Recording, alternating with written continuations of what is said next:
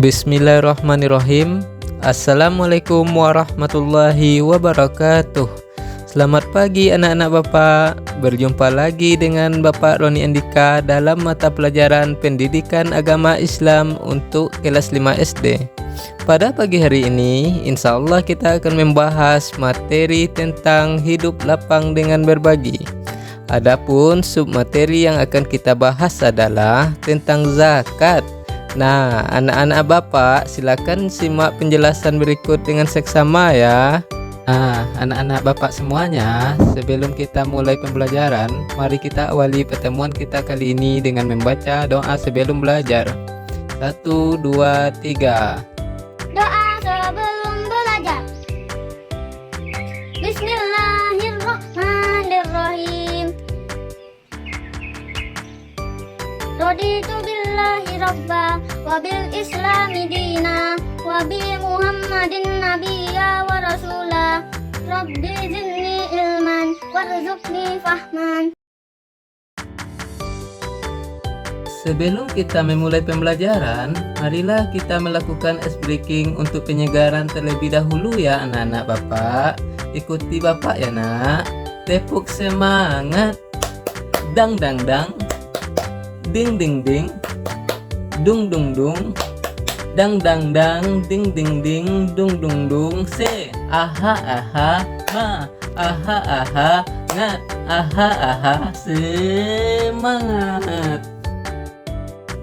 Nah, anak-anak Bapak semuanya, tujuan pembelajaran yang akan kita capai pada pagi hari ini ada 7 ya. Yang pertama, menjelaskan pengertian zakat dengan benar. Yang kedua, menyebutkan dalil tentang zakat. Yang ketiga, menjelaskan macam-macam zakat. Yang keempat, memahami zakat fitrah dan ketentuannya. Yang kelima, memahami zakat mal dan ketentuannya. Yang keenam, menjelaskan hikmah dari zakat. Yang terakhir, menerapkan zakat dalam kehidupan sehari-hari. Nah, anak-anak Bapak, sekarang kita akan membahas ya nak, apa sih yang dimaksud dengan zakat? Zakat itu mempunyai 2 arti ya nak. Yang pertama, menurut bahasa, zakat berasal dari kata zaka yuzaki tazkiyah yang memiliki arti bersih, suci, dan bertambah. Sedangkan menurut istilah, zakat adalah mengeluarkan sebagian harta tertentu yang diberikan kepada golongan tertentu dengan beberapa syarat. Jadi dapat disimpulkan bahwa zakat adalah mengeluarkan harta yang ditujukan kepada golongan yang telah ditentukan oleh Allah di dalam Al-Quran dengan syarat-syarat yang telah ditentukan oleh hukum syariat Islam. Selanjutnya, kita akan membahas tentang dalil tentang zakat. Dalil tentang zakat ini terdapat dalam surat Al-Baqarah ayat 43. Ikuti Bapak ya nak ya. Bismillahirrahmanirrahim. Wa aqimus sholata wa atuz zakata warqa'u ma'araki'in. Shadaqallahul azim. Yang mana artinya yaitu, dan dirikanlah salat dan tunaikan zakat serta rukuklah berserta orang-orang yang rukuk. Pembahasan selanjutnya mengenai jenis-jenis zakat. Nah, jenis zakat yang dibahas pada materi ini ada 2. Yang pertama yaitu zakat fitrah. Yang kedua, zakat mal. Nah, untuk penjelasan lebih lanjutnya, nanti Bapak jelaskan satu persatu ya nak. Silakan disimak ya. Jenis zakat yang pertama adalah zakat fitrah. Apa sih yang dimaksud dengan zakat fitrah? Nah, anak-anak Bapak ada yang tahu tidak apa zakat fitrah itu?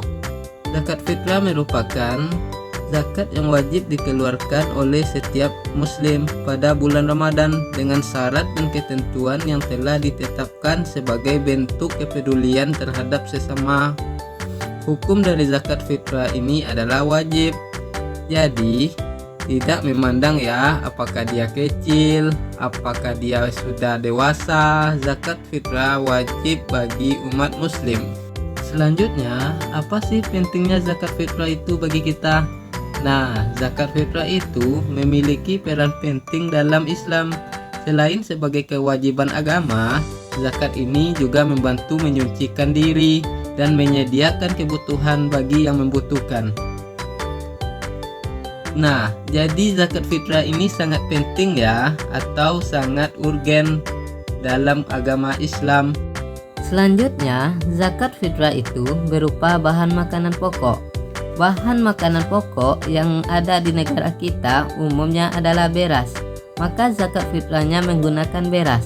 Jika daerah tertentu yang menggunakan bahan pokok selain beras, maka zakat fitrahnya menggunakan makanan pokok daerah tersebut.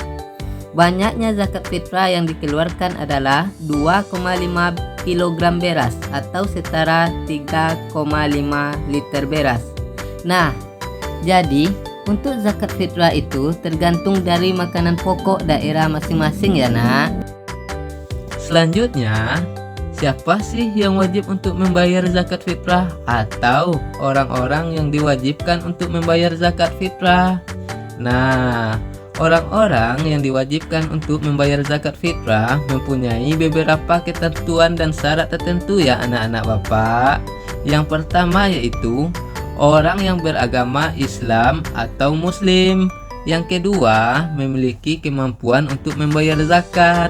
Artinya, seseorang tersebut mempunyai kecukupan harta untuk memberikan zakat fitrah ini. Yang ketiga, membayar zakat fitrah tersebut mempunyai batas atau limit waktu yang mana harus dibayarkan sebelum hari raya Idul Fitri ya anak-anak bapak. Yang keempat, masih hidup di akhir Ramadan hingga terbenamnya matahari. Jadi apabila ada orang yang meninggal di bulan Ramadan, tidak dibebankan untuk membayar zakat fitrah ini ya anak-anak bapak. Setelah kita mempelajari siapa saja yang harus membayar zakat fitrah, selanjutnya kita juga harus mengetahui siapa sih yang berhak untuk menerima zakat fitrah. Anak-anak bapak sudah tahu apa belum? Nah, di dalam surat At-Taubah ayat 60, Allah Subhanahu wa taala berfirman yang artinya, sesungguhnya zakat itu hanyalah untuk orang-orang fakir, orang-orang miskin, para amil zakat, orang-orang yang dilunakkan hatinya atau mu'alaf, untuk memerdekakan para hamba sahaya, untuk membebaskan orang-orang yang berhutang, untuk jalan Allah, dan untuk orang-orang yang sedang dalam perjalanan yang memerlukan pertolongan, sebagai kewajiban dari Allah. Allah Maha mengetahui lagi Maha bijaksana. Jadi dapat disimpulkan dari surat At-Taubah ayat 60 ini ada 8 golongan atau 8 asnaf zakat yang berhak untuk menerima zakat.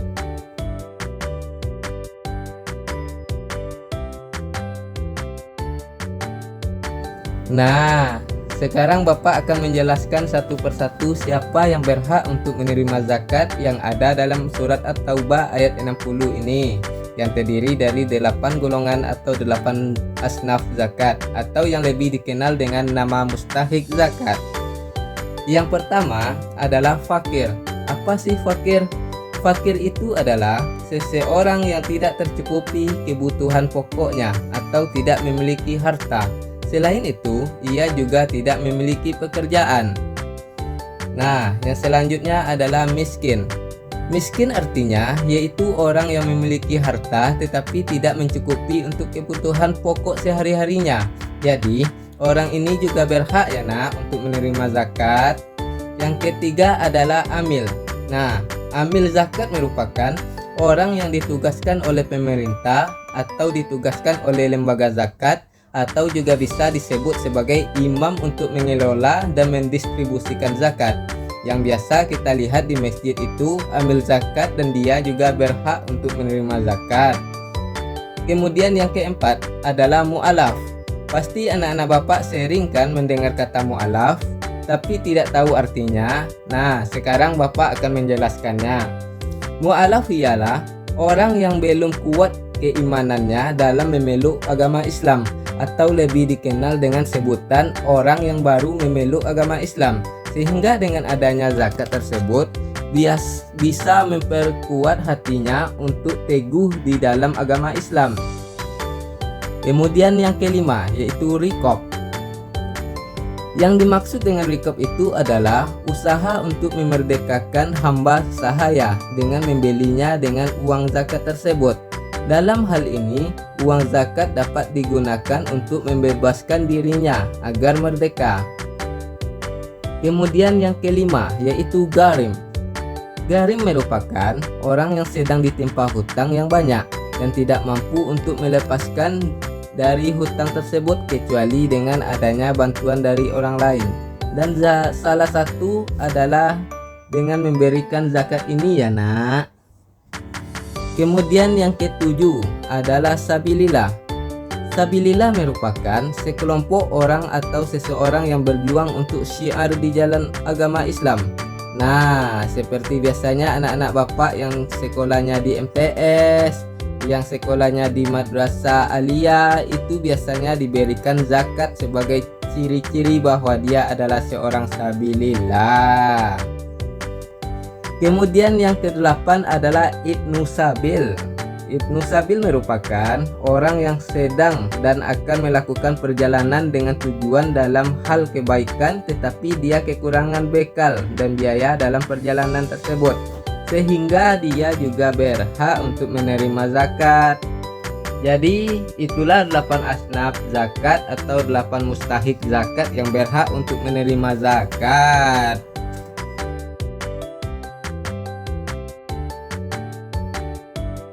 Nah, materi selanjutnya yaitu kapan ya waktu kita untuk mengeluarkan zakat fitrah. Nah, waktu mengeluarkan zakat fitrah itu adalah waktu sebelum sholat Idul Fitri dilaksanakan. Hal ini dikarenakan agar mereka yang membutuhkan dapat menikmati kebahagiaan di hari raya Idul Fitri dengan membeli makanan, pakaian, dan segala sesuatu yang layak bagi mereka.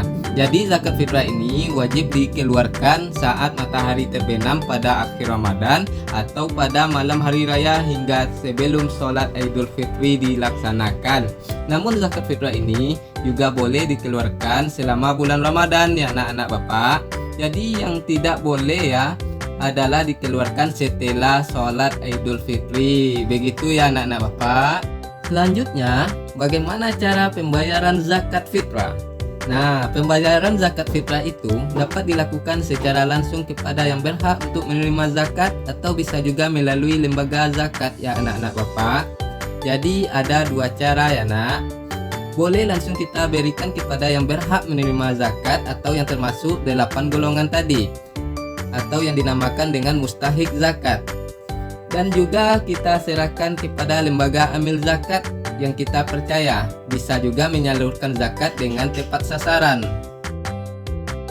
Kita sudah mempelajari tentang zakat fitrah. Sekarang kita akan memasuki pada jenis zakat yang kedua, yaitu zakat mal.